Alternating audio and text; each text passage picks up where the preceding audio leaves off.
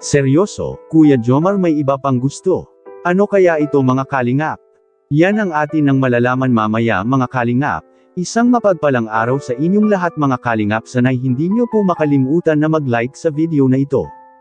At paunawa tapusin muna ang kabuuan ng video na ito mga kalingap at para malaman ang nilalaman nito.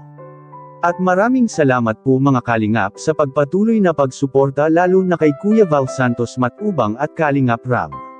Nag-enjoy ang ibang mga solid jump Carl na tagahanga sa episode 26. Ngunit may ibang mga viewers naman mga kalingap na nagsasabi bakit anya nandoon rin ang RG na love team.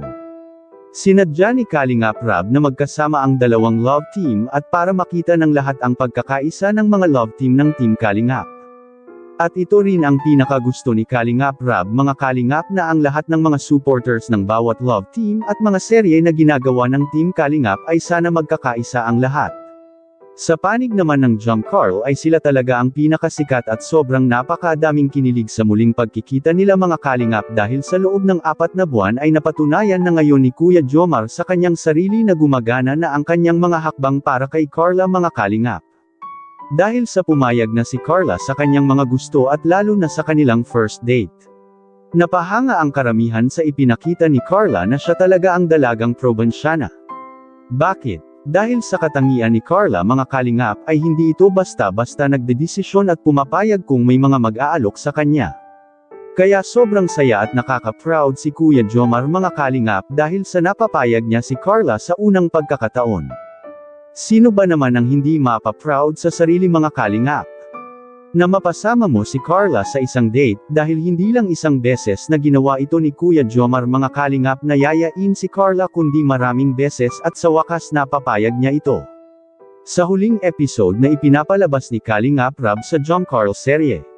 Sa kabilang dako naman mga kalingap ay nalalapit na ang pabahay kay Carla at ang gusto ng karamihan na sana anya ay merong sariling kwarto si Carla na siya lang mag-isa. Ayon sa ating nalalaman mga kalingap na tiyak na mayroon talaga si Carla na siya lang mag-isa sa kwarto niya dahil ito naman ang kadalasan na ginagawa ni Kalingap Rab sa lahat ng kanyang mga beneficiary mga kalingap na may sarili talaga silang mga kwarto. At masasabi kong napakapalad ni Carla mga kalingap kapag matapos na ang bahay nila. Bakit?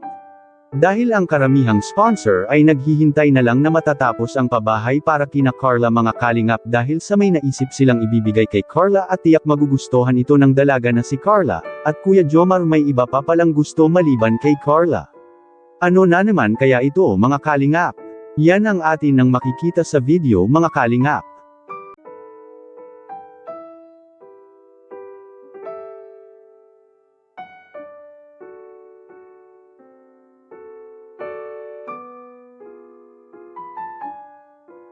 Nasabi anya ni Kuya Jomar sa kanilang Bible study na gusto rin ni Kuya Jomar ang palaging nakakatanggap sa mga sponsors. Ano po masasabi niyo po mga kalingap tungkol dito? Please comment and God bless you all.